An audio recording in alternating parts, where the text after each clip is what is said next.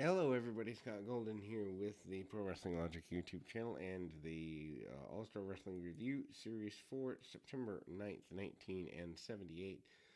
Loving going through these 1978. We've got nearly 1,700 audios available for your listening pleasure, old school, new school, and all points in between. The 9th of September 1978, hosted by Vince McMahon. Spirits of Arion with Freddie Blassie against Frankie Williams. 7:32 with a backbreaker over the knee. Backbreaker over the back. Kind of the hanging backbreaker has been at least altered for a little bit. Freddie Blassie kind of in a powder mustard kind of suit here. Arion still gearing up for Backlund and other challengers. Arion using punch kick choke mentality. Not exactly wasting a lot of time there. Neck cravat by Arion on the canvas and holds on to the side headlock. Doesn't do a lot of unnecessary stuff.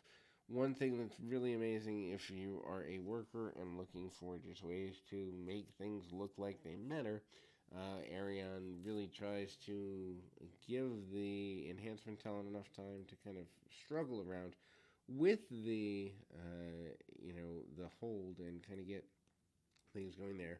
Before we go into a more punch kick style from Arion, Blassie is satisfied at ringside with the way things are going, and eventually that backbreaker over the knee is the victory for Spiros Arion here in the, I guess, almost fall of 1978. We move on to the next in the series of contests, which happens to be a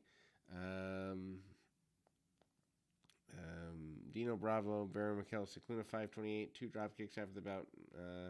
McMahon interviews Bravo at ringside. Basically, the Bravo interview, very similar to the previous interview. Bravo wanting to be in the best physical condition possible, realizing and knowing that he needs to be in order to be able to be of maximum benefit for a variety of reasons. Bravo and Cicluna have done battle before. Bravo getting about 5 minutes out of that is pretty impressive. Cicluna takes him down after being put in an armbar for a couple of minutes. Cicluna also manages to punch under the chin and a lot of basic strikes there. Takes him down into chin locks and the like. Bravo still a pretty major babyface for the time, at the time. Not necessarily, um, um, not necessarily a big thing there. Hard shots and um, drop kick under the chin, and a second one. And he looks sweaty, but he's ready to go.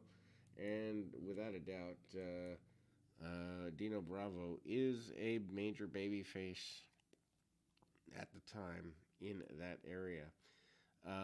It's kind of interesting there in the nature of things. We move to a tag team contest up next here,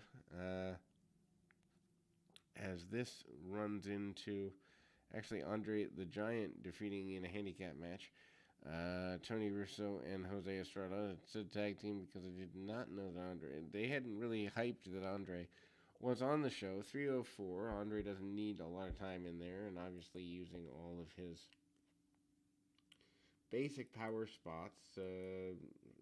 Trying to get the Giant off his feet is the story of the two guys in there with him. He goes around and around. I would imagine he and Blackwell are a house show challenge at least a little bit. Andre double pins both guys after body slamming some guys and getting things going in a positive direction for himself. Andre, of course, a big hit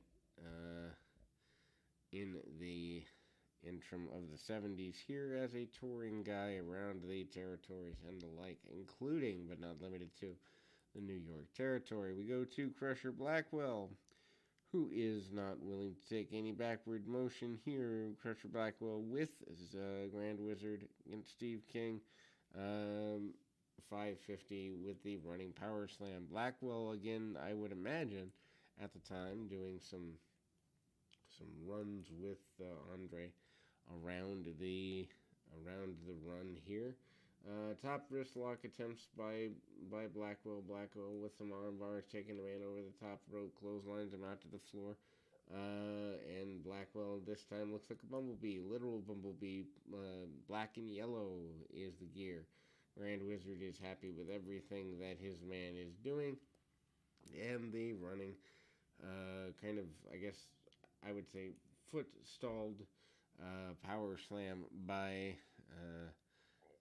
Blackwell is the victorious maneuver here in this particular contest. Then we go to a kind of a finishing tag team match. Yucatan Lumberjacks with Captain Lou Albano, Larry Zbyszko, and Jim Ray. Pierce pins Ray after an elbow drop.